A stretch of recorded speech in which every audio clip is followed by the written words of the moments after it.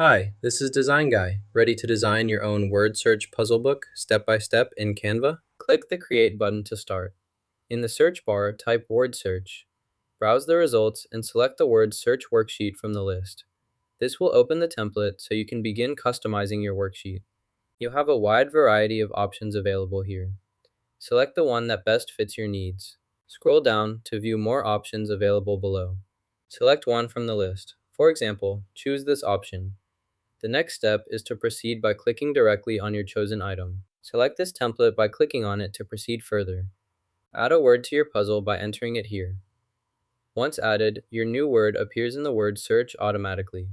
You can edit this word at any time, or continue adding more words to customize your word search puzzle as needed.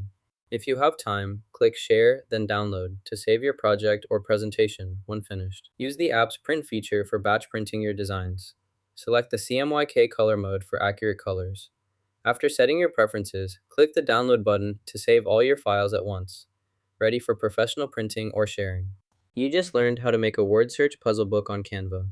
If you found this useful, hit like and subscribe for more creative tips.